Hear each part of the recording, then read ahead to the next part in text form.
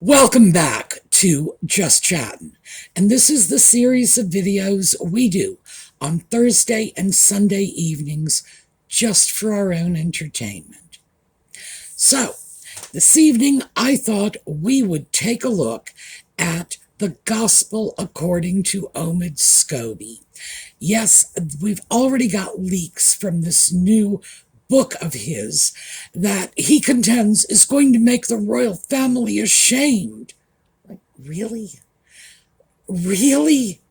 Okay, so aside from the bizarre rhetoric coming out of this nitwit's mouth, we are going to take a look at some of the bizarre rhetoric tripping off the tip of his pen. And my goodness, is it bizarre? So, we'll get to it when we come back.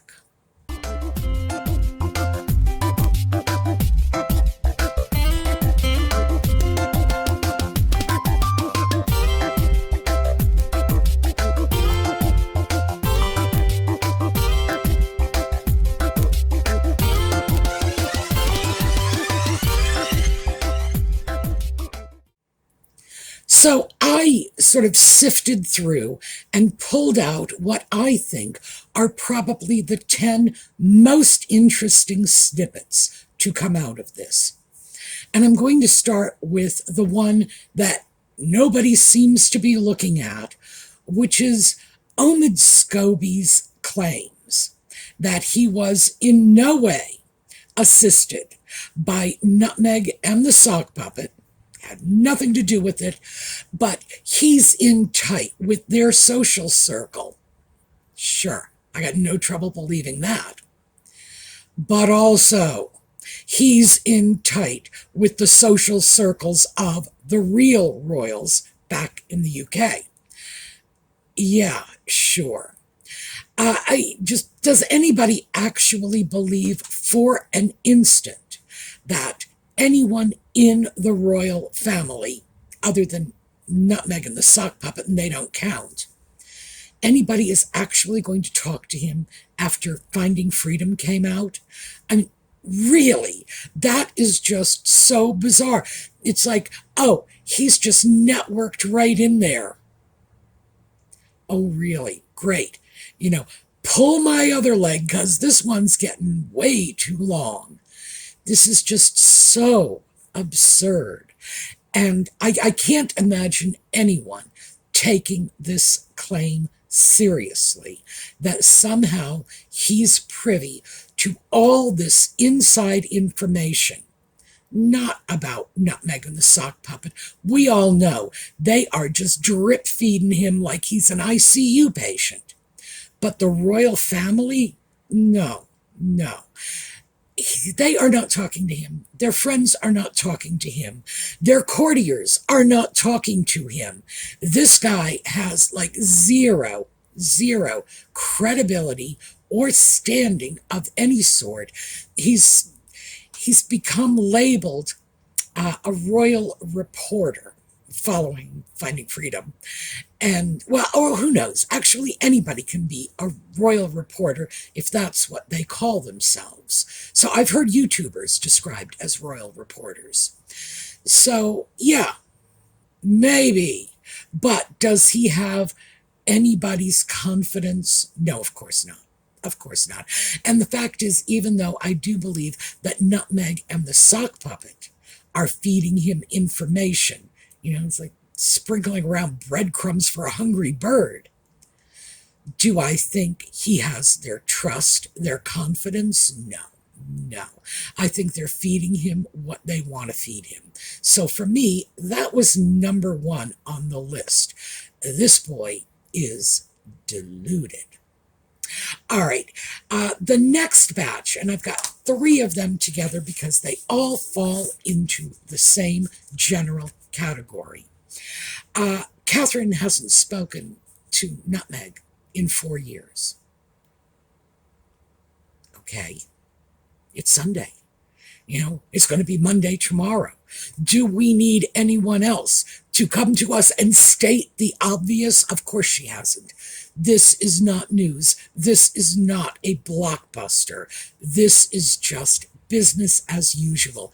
Does anyone believe Catherine is talking to Nutmeg? Does anyone expect Catherine to be talking to Nutmeg? Does anyone who cares one whit about Catherine want her to be talking to Nutmeg? No, no. This is just, thank you, Captain Obvious. Another one. William says that Harry has been brainwashed by his therapists. Well, Harry has been banging that drum for at least 2 or 3 years now, that William thinks he's been brainwashed by the therapists. He's said it in interviews, he's said it in Spare, and although I have to say, it's a bit surprising to me, not that anybody is making this allegation, but that William has not come out and said, yeah, I think you're being brainwashed, Harry, but not by the therapists. So that's another, yeah, thank you, Captain Obvious. We've heard this before. This is not news. It is not startling. And frankly, most of us find this perfectly believable regardless. Next up was Charles allegedly told the royals, presumably meaning the extended royal family, not to trust Harry. I'm sure he's told them not to go, parasailing in lightning storms too. Charles is a caring and compassionate man. He probably does caution his friends and family about doing remarkably stupid things. Don't stick your hand into the lawnmower and don't trust Harry. No one needs to be told this. If, in fact, anything of that sort was said, I would not be in the least bit surprised if it hadn't come down from Charles as the director of affairs in Buckingham Palace, informing the people working at the palace not to give information to the sock puppet, because obviously it will end up being recorded and it will present itself on the world stage at their next disastrous Netflix docudrama. Yeah. I guess it would be bizarre if Charles had not told people that they ought not to be giving information to the sock puppet. And frankly, it probably didn't need to be said in the first place. So that is the 3 of the super dumb comments. Like, we actually needed to be told this. So another one, and this is not just so obvious. This is just, as if it were even possible. Nutmeg apparently says she is never going to go back to the UK. She will never again go back there. Well, like it's possible. Like the UK wants her. Like they're begging on bended knee to have her back. No, and frankly, more's the pity. No offense to my British friends, but ye can have her if you want her. And I've had a standing offer for, 2-3 years now, that if you're willing to take them, any one of you, just someone, step up. I'll pay the postage. I'll stick stamps on both their foreheads, stick them in the mail, and you can have them back anytime you want them. This is crazy. This is like Nutmeg saying, well, I'm not going to fly to Mars. Well, like anybody on Mars wants you? Like it's even a realistic possibility? Oh, come on. I do feel, though, that given the fact that this is intended, obviously, to be an insult to the entire nation, that welcomed her with open arms, even though she was a trashy little failed actress to begin with, gave her a multi-million-pound wedding, everything she got from them, and now it's like, they are just dirt under her shoes. And that has to be the ultimate just crass behavior. I don't care if you hate them and you never want to go back there. I don't care if you won't go back there because you're terrified that you're going to be pelted by tomatoes by some elderly Welsh pensioner. Okay? Whatever. I don't care what your reason is. But people with class and dignity keep opinions like that to themselves.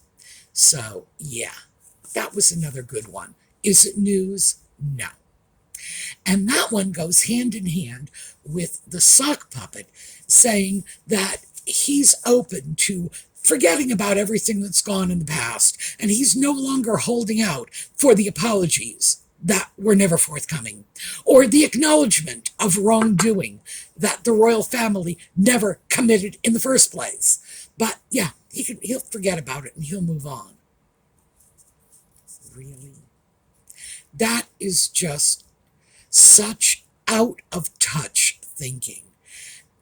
Harry's willing to overlook it. He's willing to just go forward. They don't have to apologize or admit they were wrong. No, of course they don't, because they've done nothing to apologize for and they weren't wrong.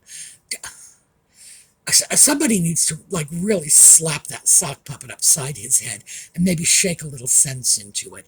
That is the height of self-deluded arrogance. And for the sock puppet, he sets a massively high bar anyway, but he's exceeded it here. So those were the two, sort of, moments in all of this. Do you think anybody cares? Do you think there's any possibility that somebody is going to invite you back after you've said something like this? Oh, please. All right. So next up, Nutmeg has said that there were two people in the royal family making racist comments. I imagine this is the "how black the baby gonna be?" They're so racist. They wanted to know how brown the baby's gonna be. I'm like, that's not racist. Because even black people want to know.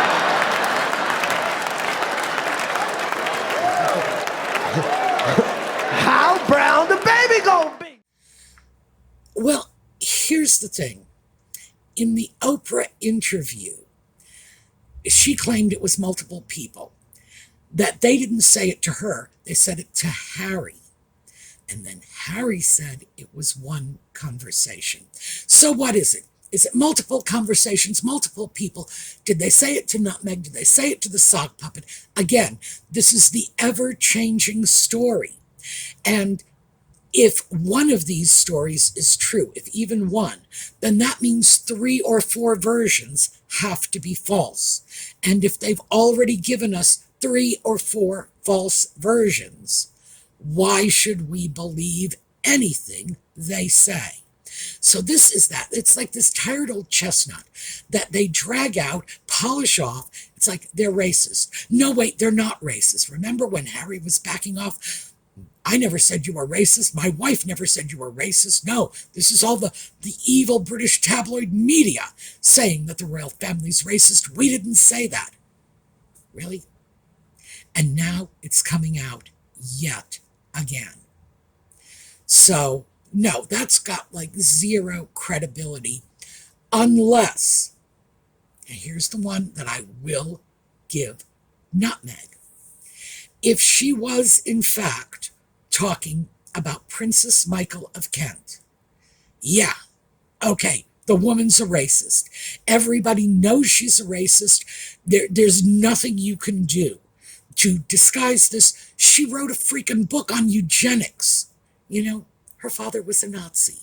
That one is sad. It's very sad. It's disgusting. She was not liked within the royal family in the Queen's lifetime. And although the Queen never came right out and said she did not care for Princess Michael, she certainly had a few good laughs at Princess Michael's expense. So, if that's who Nutmeg is talking about, sure, nobody's arguing it. Everybody knows this. I am sure there are 3-year-old children out in the countryside of the UK somewhere, playing with the ducks. And if you walked up to them and said, "Is Princess Michael of Kent a racist?" they would put the duck down and say, oh yeah, let me tell you what she named her sheep." The woman's appalling. No one can defend her. No one can justify anything that she's done. And if that was who the racist was, okay, great, I'll give you that. But when Nutmeg is claiming that there were several racists, well, remember back at the Oprah interview, it was Harry who heard the conversation, not Nutmeg. They didn't have that discussion with her. So why is she inserting herself in it? Anything she has to say about this could only be, at best, secondhand, or, in the case of Princess Michael, kind of in the public domain. So why is this something she needs to be writing Charles letters about? So did she write the letter? I'm sure she did. She loves looking at her own handwriting, and she loves retelling the tale in her own words so that she can control the narrative.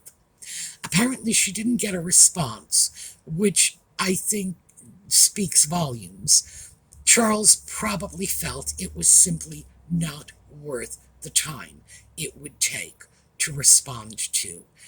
And if so, well, good for him, because some of these things just don't even deserve the dignity of a response.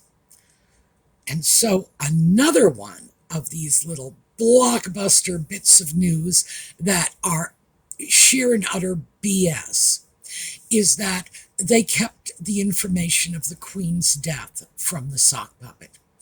Didn't tell poor sad Harry's grandmother died. Well, we talked about this a week ago. What happened, according to Tom Bauer in his book, was that the plane that was supposed to take William, Andrew, Edward, and Sophie, keep in mind, 2 of those passengers were the Queen's children. That is 50% of the humans she gave birth to. It's important we never lose sight of that. And then William, who is second in line after Charles in the succession. But the plane was held up.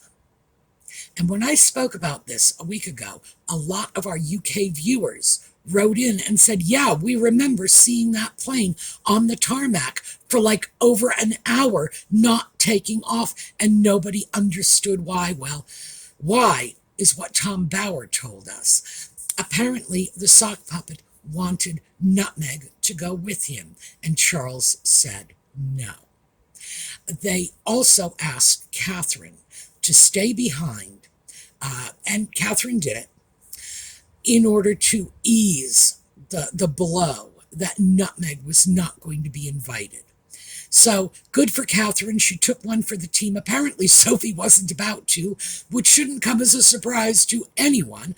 I don't imagine they even dared to ask her to stay behind. So yeah, they waited for the sock puppet, who was throwing a temper tantrum because the little woman couldn't go with him. And that's why Andrew, no matter what you think of him, the Queen was his mother, and Edward, very few people have a bad opinion of Edward. That's why they did not get to be with their mother in her final moments. The sock puppet just pooed all over that for everyone because he wanted his wife to get that photo op, either going into, was it Sandringham or was it Balmoral? I don't remember. Either going in or coming out, he wanted her to have that photo op. He wanted her to be able to say, I was there. I caught the Queen's last breath in my handkerchief, and I'm going to take it away and cast a spell with it. It was absurd. People suffered as a result of that stupid little temper tantrum. And if he didn't realize the situation when they told him an hour earlier to get on that plane, well, more fool him. But this is not a question of anybody kept the information from him. They tried to get him on that plane. He wouldn't go, and eventually they felt compelled to take off without him, a decision they should have made an hour earlier if they had. William, Andrew, Edward, Sophie, all would have been with the Queen at the end. And that is something you can't take back. You can't fix this. There are no do-overs. That is something the sock puppet did to them. Why? Because they were kind enough to wait for him. So yeah, looks like we got a really interesting spin on this. Now, how do we know that Scobie is lying and Tom Bower is telling the truth? I know. I can hear you laughing all the way across the ocean. Well, because Tom Bower's version of events has been around for a while, and Nutmeg and the sock puppet, who would sue the month of March for not being sunny enough to suit them, have not brought suit against him. So we know, because these two litigious people are just waiting for someone to misrepresent their life story so they could drag them into court. Well, didn't happen. And if it didn't happen with those two, it certainly means it's the truth. All right. We have a couple of actually funny ones, and I wanted to save these for last because this is just garbage. So I thought, why can't we just end on a pleasant note? Apparently, according to Scobie, Camilla thanked Piers Morgan for calling Nutmeg out. I guess it was a tweet, and he referred to her as Princess Pinocchio. Well, good for you, Camilla. Good for you. Somebody in the UK, I don't care who it is, you got to take that woman out for a drink, okay? Send me the bill. I'll pick up the bar tab. But somebody needs to do something to say thank you to Camilla for giving Piers Morgan a pat on the back. Because remember, he's the one who was saying Nutmeg is trouble from the get-go. And nobody listened to him. And I hope he's getting some vindication now, seeing that he's being proven right. But yeah, good for Camilla. They have called her every name in the book. Well, in the book literally, because it was spare. She is like the evil stepmother of the fairy tales, according to the sock puppet. And the idea that she wouldn't at least get a little bit of enjoyment out of the fact that somebody's calling Meghan out. Oh yeah. Good for you, Camilla. And another one. And this one was my darling Anne.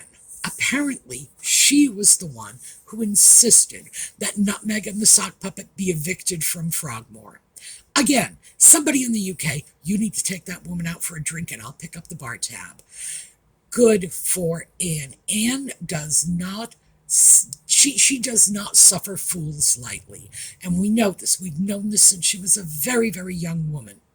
And if Anne is pushing to get them gone, oh well, I'm guessing they need to be gone. I'm glad to find that Anne has enough clout within the family to be pushing for something and that they will listen to her. But yes, of course they should have been evicted. They should have been evicted the moment they left and set up house in the United States. They should have been evicted as soon as the sock puppet told Scobie that for the foreseeable future, his home was in the U.S. At that point, that was firing a warning shot to the UK. and they should have responded then. They didn't. They've responded now. Eviction, great. But yes, so finally, two of the strong-willed women in the royal family have done things that obviously Omid Scobie believes is going to be shaming them. No, shaming. I think we should throw a parade for both of them. I think we should have a party. I think we should invite them as the guests of honor. I think we should all sing songs and dance around them as if it were May Day. Fan-freaking-tastic. Good for you, Camilla. Good for you, Anne. I always knew there was something I liked about those two. So yes, those are the 10, because it was 9 that came from Scobie's actual book leaks, and the 10th one is simply my inference from what he was saying when he was babbling about the book leaks. So yeah, I think we've gotten some interesting information. At least it's worth a laugh. I believe the true blockbusters, if you will, are going to be little throwaway lines that we are going to find in that book that are going to give us some sense of which way Nutmeg and the Sock Puppet are leaning next. Because we all know that no matter what Scobie says, no matter what, their fingerprints are all over this. There is simply no way they could be getting this information, that he could be getting this information if they were not either giving it to him directly or giving it to him indirectly by sending friends and Sussex squaddies off with little snippets here and there. Because I don't think anybody who values Nutmeg and the Sock Puppet would be telling tales out of school.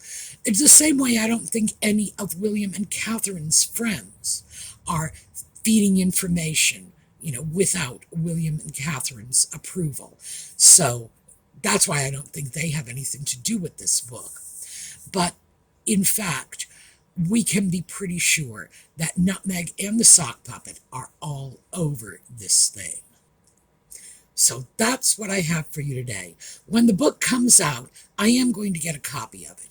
I'm going to do my best not to buy it. I am going to go on to some of my favorite little download sites and see if I can acquire a PDF version. You usually can very quickly and easily when books come out. People invariably post them on certain quasi-legal site. I don't know. I shouldn't speculate on how legal this is. But, in fact, I can usually put my hands on it without buying it. If I am forced to buy it, I will go on eBay and buy a copy that way. Because that way, my money is not going in to Scobie's pocket. And that's what I did with Finding Freedom and The Bench when I got those. Spare. I got that on an audiobook. I actually did have to pay for that one because I wanted it quickly. But usually I make a point of not putting pennies in their pockets. I'm going to try that this time. But I am going to get a copy. I am going to read it because, as I say, I'm sure the real goodies are buried in there, because I do not believe Omid Scobie has enough brains to even realize the stuff he puts on paper. So I'm hopeful. All right, we are going to take a look at a slideshow on the way out. It was a toss-up between Anne and Camilla, but I think we're going to go with Anne, just cause. But yes, good for those two women. So I will see you all next week, and in the meantime, have a terrific day.